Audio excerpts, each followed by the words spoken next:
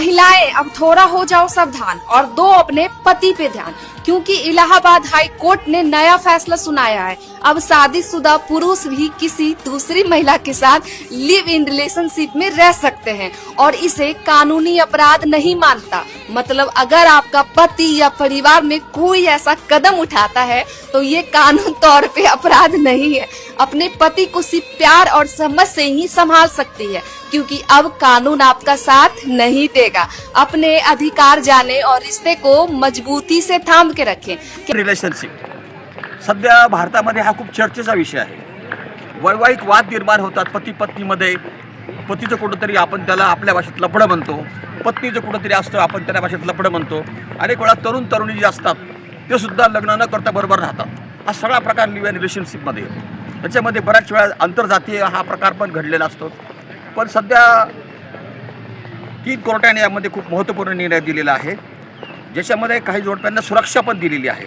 Allahabad high court, Karnataka high court आणि Gujarat high court यांनी खूप महत्त्वपूर्ण निर्णय दिलेला आहे। काय होते हे प्रकरण? अलाहाबाद हायकोर्टाने काय केलं की हे जे प्रकरण होते त्याच्याकडे 12 असे प्रकरण आले होते, त्याच्यामध्ये लिव्ह इन रिलेशनशिपमध्ये राहत होते लोक, त्यांना प्रोटेक्शन दिलं। लिव्ह इन रिलेशनशिपला प्रोटेक्शन देण्याचा भारतातला पहिला प्रकार आहे। त्याचं असं म्हणणं आहे की त्या लोकांचं ॲप्लिकेशन्स होतं का आम्ही दोघं प्रेम करत आहोत, आता आम्ही बरोबर राहत आहोत, आम्हाला अजून लग्न करायचं आहे, पण आमच्या कुटुंबियांपासून आणि अन्य समाजापासून आमच्या जीवाला धोका झालेला आहे। तर असे प्रकरण 12 आले होते अलाहाबाद हायकोर्टामध्ये। कोर्टाने विचार केला की यांना सुरक्षा दिली पाहिजे। त्यांचं वैयक्तिक जीवन आहे, त्यांच्या वैयक्तिक जीवनात जर कोणी असा आघात आणत असेल तर सुरक्षा पुरवणं हे कोर्टाचा अधिकार आहे। त्यामुळे त्या अधिकाराचा वापर करून अलाहाबाद हायकोर्टाने हा निर्णय घेतला आहे। यापूर्वी असं प्रकरण कर्नाटक हायकोर्टात पण आलं होतं। कर्नाटक हायकोर्टामध्ये हे प्रकरण चाललं। अलाहाबादमध्ये जो महत्त्वपूर्ण न्याय दिला त्याचे न्यायाधीश होते विवेक कुमार, आणि कर्नाटकामध्ये हे प्रकरण जे आलं होतं त्याच्यामध्ये असं होतं की दोघं मॅरिड होते, त्याच्यामध्ये पत्नी मॅरिड होती आणि पती अविवाहित होता, मग दोघांचे रिलेशन्स होतं। मग अशा वेळी तर ते 494 जो IPC होता, विवाहबाह्य संबंध असं कलम लावलं जात होतं। पण आता 494 IPC जो विवाहबाह्य संबंध हा कलम घटनेतून काढून टाकलेला आहे। तो भारतीय दंड संहितेत नाही आणि नवीन BSS मध्ये पण नाही आहे, त्यामुळे तो गुन्हा होत नाही। पण जर तुम्हाला लिव्ह इन रिलेशनशिपमध्ये राहायचं असेल तर तुम्ही पहिल्या पत्नीपासून किंवा पतीपासून जर घटस्फोट घेतला असेल तर त्यांनाही कायदेशीर संरक्षण दिलेलं जाईल। लिव्ह इन रिलेशनशिपची व्याप्ती खूप वाढत आहे। कोणी कायद्याचं उल्लंघन करायचं नाही, कोर्ट त्यांना कायदेशीर प्रोटेक्शन देईल। आणि नैतिकता आणि कायदा यामध्ये काहीतरी फरक आहे। तुम्ही नैतिकता जर पाळत असेल तर तुम्हाला कायदा प्रोटेक्शन देईल असंही न्यायाधीशांनी म्हटलेलं आहे। आणि बऱ्याच वेळा दोन्ही विवाहित असतात पण त्यांना त्यांचं पतीबरोबर पटत नाही, म्हणून ते देखील अशा एकत्रित राहायला लागतात, त्यांनाही कोर्ट प्रोटेक्शन देणार आहे। खूप वेगवेगळे मतप्रवाह आलेले आहे याविषयी आणि वेगवेगळे निर्णय झालेले आहे लिव्ह इन रिलेशनशिपमध्ये।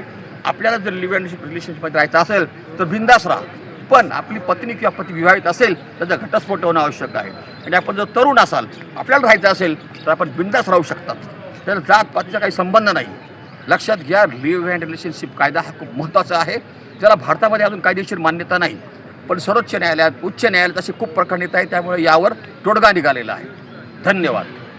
अब शादीशुदा पति किसी दूसरी महिला के साथ लिव इन रिलेशन में रह सकता है। कोर्ट ने ऐसा करने की पूरी छूट दे दी है। इलाहाबाद हाई कोर्ट ने कहा कि शादीशुदा पुरुष का किसी बालिग महिला के साथ सहमति से लिव इन में रहना अपराध नहीं है। जस्टिस JJ मुनीर और जस्टिस तरुण सक्सेना की बेंच ने कहा कि नैतिकता और कानून दोनों अलग अलग हैं। फैसले नैतिकता से नहीं कानून से होते हैं। कोर्ट ने कहा कि अगर कानून के तहत कोई अपराध नहीं बनता तो सामाजिक विचार और नैतिकता कोर्ट के फैसले को प्रभावित नहीं करेंगे। दरअसल हाई कोर्ट शाहजहांपुर के एक केस से जुड़ी सुनवाई कर रहा था, जिसमें लिव इन में रह रहे एक कपल ने परिवार से मिल रही धमकियों के खिलाफ सुरक्षा की मांग की थी। कोर्ट ने अंतरिम राहत देते हुए कपल की गिरफ्तारी पर रोक लगा दी, साथ ही लिव इन में रह रही महिला के परिवार को उनसे संपर्क करने या उन्हें किसी तरह का नुकसान पहुंचाने से भी मना किया है।